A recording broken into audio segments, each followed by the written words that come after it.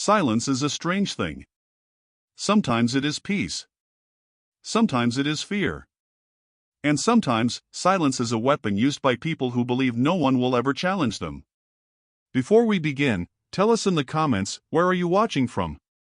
If you enjoy intense military stories like this, please subscribe to the channel and continue watching the story. They told her to stay quiet. They told her to sell it. They said it casually, confidently, like men who had rehearsed the moment many times before. One of them unzipped her pants while another blocked the hallway door, and the third made sure the phone was recording. They were not drunk. They were not reckless. They were calm, organized, and sure of themselves. The cameras were down. The stairwell was under maintenance. The hallway was empty. And the woman standing in front of them looked like just another tired officer doing laundry late at night. What they did not know was that the woman they cornered was a Navy SEAL. And what they did not expect was that in less than 30 seconds, one of them would be on the floor, one would be bleeding, one would be crying, and the fourth would still be holding a phone that had just turned into evidence. This story is not about someone being saved. It is about a system being corrected. The transport van rolled to a stop outside a beige concrete administrative building with no personality and no ceremony. One flag stood stiff in the dry air. One camera watched the entrance. No salutes were exchanged. No welcoming officer waited at the curb.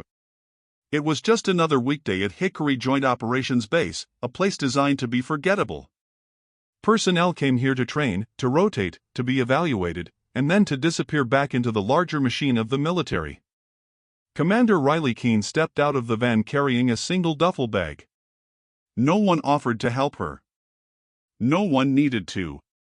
She moved with the quiet confidence of someone who had spent most of her career being underestimated. Her uniform was regulation clean, but nothing about it screamed importance. No medals on display. No unnecessary polish.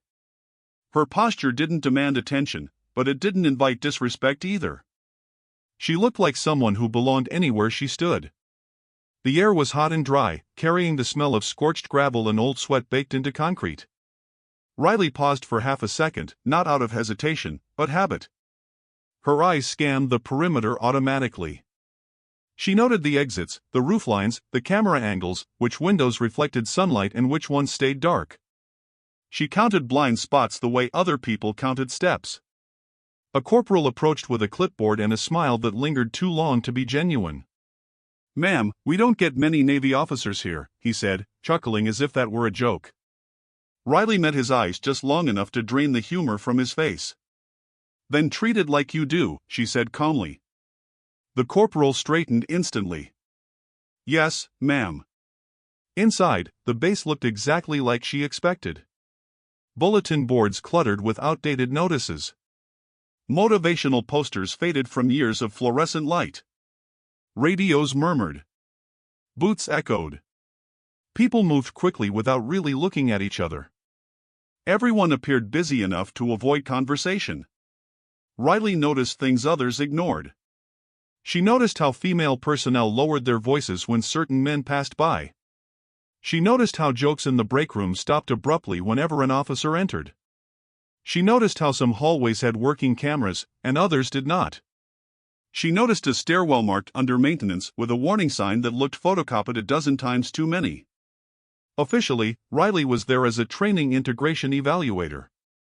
Unofficially, there was a sealed envelope buried deep in her bag. Inside that envelope were two words that made commanders uncomfortable. Climate audit. She wasn't there because someone had slipped through the cracks. She was there because someone had been pushed through them. A logistics sergeant named Livers volunteered to show her around. He talked too much, smiled too easily, and walked slightly too close. Riley let him speak. People often revealed more when they weren't being questioned. They passed Annex B, a long, narrow building used for temporary lodging. It housed evaluators, visiting instructors, and personnel who never stayed long enough to complain. "Your room's at the end of the hall," Livers said. "Quiet. No neighbors." "Fine," Riley replied. They passed a stairwell door taped shut with fresh caution tape. The sign read utility maintenance, but the lock was misaligned, as if someone had forced it open and never bothered to fix it. Above the door, a camera dome sat lifeless. No red light. No hum. Riley said nothing. She remembered everything. Further down the hall, two women exited a room carrying laundry bags. One whispered urgently, "Just don't use the stairwell by the laundry room. Promise me." The second woman glanced at Riley and went silent. Livers didn't comment. Or pretended not to notice. By the time Riley reached her room, she had already mapped the building. She knew which areas weren't patrolled after 1900 hours. She knew which cameras were decorative. She knew exactly how someone could disappear for a few minutes without anyone asking questions. She closed the door and set her bag down gently. There was always a place like this on every base. Not officially dangerous. Just neglected enough that certain men felt comfortable rewriting the rules. This time, they had chosen the wrong woman. Over the next day, Riley observed quietly. She stood in briefings. She walked hallways. She watched interactions. She memorized faces. Sergeant Derek Voss stood out immediately. He was charismatic in the way people described as leadership. Confident. Loud.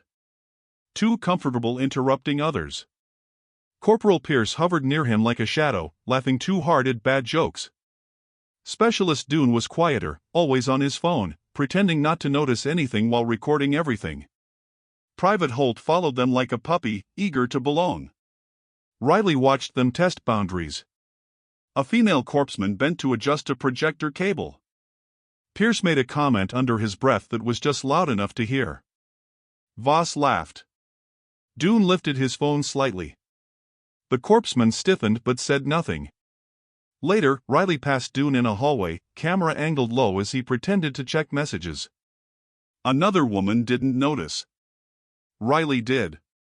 These weren't mistakes. They were patterns. That night, Riley opened the sealed envelope.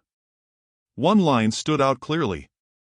Immediate action authorized in event of climate incident. Chain of command bypass permitted. She closed the file. She didn't need to provoke anything. Systems like this collapsed under their own arrogance. Late that evening, Riley pulled on PT shorts and a hoodie and gathered her laundry. She could have waited until morning, but waiting was how people surrendered control. The hallway was quiet. Too quiet. As she passed the stairwell door again, she noticed the caution tape had been reapplied. Fresh fingerprints pressed the edges flat. Someone had used it recently. She continued toward the laundry room. Inside, the machines hummed. She folded a worn uniform blouse and smelled detergent. Then she heard it. Laughter. Muffled. Male voices. She stepped back into the hallway. 4 men stood ahead of her. Voss stepped forward first, smiling like this was a coincidence. Pierce shifted to block her path. Holt lingered near the laundry door.